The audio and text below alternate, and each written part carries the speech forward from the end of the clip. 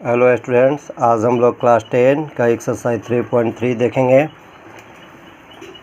3.3 में शुरू करूं उससे पहले मैं एक्सरसाइज 3.2 के बारे में कुछ बताना चाहता हूं, क्योंकि ये समझना बेहद ज़रूरी है। 3.2 में जो हमें फार्मूला याद करने हैं वह जो टेबल है 3.4 से मिलेगा। देखो, टेबल 3.4 आपको दिख रहा है, ये इक्वेशंस है और इक्वेशंस के लिए यहाँ पर A1 B1 जो क्लासिफिकेशन किया गया है, मैंने पिछली वीडियो में बताया था। तो उसके तहत आप लोग को ये देखना है कि जब A1/A2 not equal to B1/B2 तब इंटरसेक्टिंग होगा और ये क्या होगा, कंसिस्टेंट होगा। तो इस तरह का जो फार्मूला है आप लोग पहले देख लीजिएगा। साथ में यहाँ पर ये जो तीनों आप देख रहे हो फार्मूला जो लिखा हुआ है, इन तीनों को भी याद कर लेना है, जिससे एक्सरसाइज 3.2 जो है ना आसान हो जाएगा। अब हम लोग 3.3 को सॉल्व करेंगे। 3.3 में हमें सब्स्टिट्यूशन मेथड से क्वेश्चन को सॉल्व करना है। इक्वेशन को सॉल्व जब किया जाता है तो वहाँ पर 3 रूल्स यानी 3 मेथड्स अप्लाई किए जाते हैं। तो पहला मेथड जो हमारा है सब्स्टिट्यूशन, दूसरा है एलिमिनेशन और तीसरा जो मेथड है हमारा वह है क्रॉस मल्टीप्लिकेशन। इस एक्सरसाइज में हम लोग 3.3 को सब्स्टिट्यूशन मेथड से सॉल्व करेंगे। तो पहला जो क्वेश्चन है x + y = 14 और x - y = 4। तो जो हम पहला काम करेंगे, इन दोनों इक्वेशंस को इक्वेशन 1 और इक्वेशन 2 के रूप में ले लेंगे। अब मैं क्या करूँगा कि इसको मैंने 2 ले लिया यहाँ पर और इसको मैं इक्वेशन 3 कर देता हूँ, ठीक है। तो अब मैं इक्वेशन 1 को छोड़ देता हूँ और इक्वेशन 2 से अपने स्टेप्स को आगे बढ़ाता हूँ। तो ये आप देखो, यहाँ पर x - y = 4 लिखा हुआ है। मैं -y को राइट साइड में ले जाता हूँ तो इसका साइन चेंज होकर के x का वैल्यू 4 + y हो जाएगा, ठीक है। और ये इक्वेशन 3 हम लोग मान लिया इसको। अब क्या करेंगे कि ये जो हमारा x का वैल्यू आया है अभी 4 + y, इसको हम इक्वेशन 1 में पुट कर देते हैं। तो इक्वेशन x + y = 14 है। तो मैंने x का वैल्यू 4 + y यहाँ पर रखा है, आप देख रहे हो बच्चों, 4 + y है और ये y पहले से था ही। अब हमने क्या किया कि y और y को ऐड कर दिया, 2y हो गया। 4 को मैं लेफ़्ट से राइट साइड ले गया तो ये इसका साइन चेंज होकर के -4 हो गया, यानी 2y = 10 हो गया। 14 - 4 10 हो जाएगा। y का वैल्यू जब निकालेंगे तो ये 10/2 हो जाएगा। इस तरह से y का वैल्यू जो आएगा 5। अब इसी जो वैल्यू को जो अभी आया है हमारा y = 5, इसे हम इक्वेशन 2 की बजाय अब यहाँ 3 लिख रहे हैं। तो इक्वेशन 3 में मैंने y का वैल्यू पुट किया है। तो इक्वेशन 3 है x = 4 + y। तो यहाँ मैंने x = 4 + y लिखा है और y का वैल्यू क्या है 5। तो यहाँ पर मैंने 4 + 5 कर दिया, यानी कि 9। ये जो हमारा x और y का वैल्यू हो गया। तो इस तरह से सब्स्टिट्यूशन मेथड से हम लोगों ने पहले क्वेश्चन को सॉल्व किया। अब हम लोग इसका दूसरा क्वेश्चन देखेंगे। दूसरा क्वेश्चन दिया है s - t = 3 और यहाँ पर s/3 + t/2 = 6।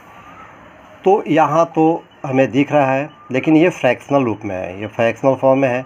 तो हम क्या करेंगे, सबसे पहले फ्रैक्शनल फॉर्म को हटा करके इसे लीनियर फॉर्म में लिख देंगे। तो कैसे लिखेंगे, पहले तो 3 और 2 जो डिनोमिनेटर है उसका एलसीएम निकालेंगे। 3 2 का जो एलसीएम होगा वह 6 होगा और जब 3 से डिवाइड करेंगे 6 को तो वह 2 आएगा और 2 में s को मल्टीप्लाई करेंगे तो 2s। इसी तरह 2 से डिवाइड किया हूँ 6 को तो 3 आया और 3 में t को मल्टीप्लाई किया हूँ तो यहाँ पर 3t हो गया है।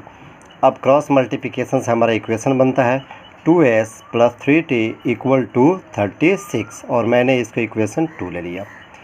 अब मैं आगे बढ़ाता हूँ इक्वेशन 1 से। यहाँ पर मैंने इक्वेशन s - t = 3 लिया है। अब देखो -t जो था मैंने इसको राइट साइड में कर दिया तो इसका साइन चेंज हो गया और ये s = 3 + t हो गया और मैंने इसको इक्वेशन 3 ले लिया। s का वैल्यू 3 + t हो गया और यही वैल्यू बच्चों अब हमें क्या करना है कि जिस इक्वेशन में हमने सॉल्व नहीं किया है उसी में पुट कर देना है। तो यहाँ हमने 1 को सॉल्व किया था तो ये 2 में हम इसको पुट करेंगे।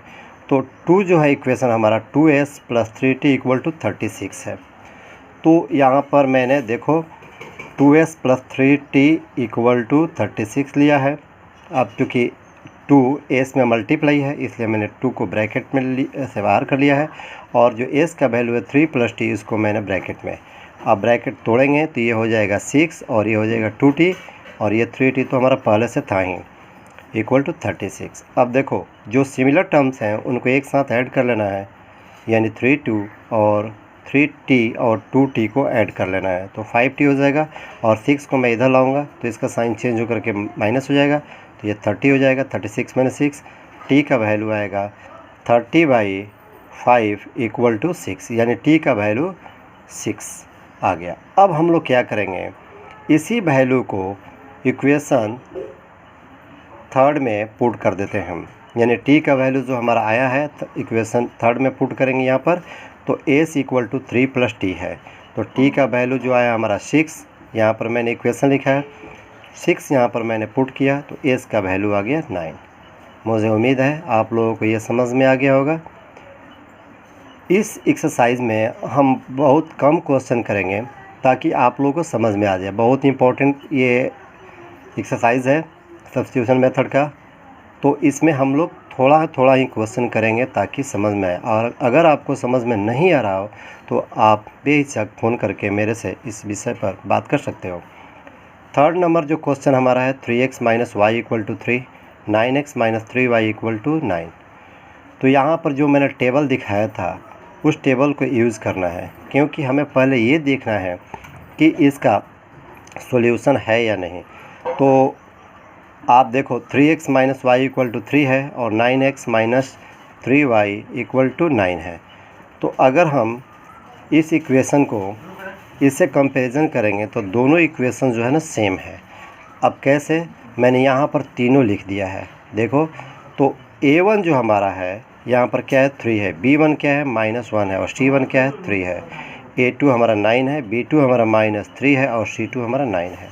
जब कंपैरिजन करते हैं 1/a2 b1/b2 और c1/c2 से, तो तीनों का वैल्यू जो है बच्चों 1/3 1/3 1/3 आ रहा है। इस तरह से अगर तीनों वैल्यू इक्वल आ जाए तो इसका मेनी सॉल्यूशन होता है। तो जब मेनी सॉल्यूशन आएगा तो उसका सॉल्यूशन हमें निकालना नहीं है। दो सिचुएशन में हमें कोई सॉल्यूशन नहीं निकालना है। जब a1/a2 इक्वल है b1/b2 लेकिन नॉट इक्वल टू है c1/c2, तो वहाँ हमें कोई सॉल्यूशन नहीं होता है, इसलिए कोई सॉल्यूशन वहाँ नहीं निकालना है। और यहाँ पर जब तीनों इक्वल हो जाए तो हमें क्या करना है कि उसका बहुत सॉल्यूशन आएगा, इसलिए इसको भी नहीं निकालना है। केवल यूनिक सॉल्यूशन में ही हम निकालेंगे, कब, जब a1/a2 equal not equal to b1/b2 हो। बच्चों सब्स्टिट्यूशन मेथड में इस तरह से हम क्वेश्चन को सॉल्व करेंगे। आप लोग इस क्वेश्चन को तिबारा रिवीजन करिएगा। कहीं प्रॉब्लम होगा तो मेरे से कॉल करके बात ज़रूर करिएगा।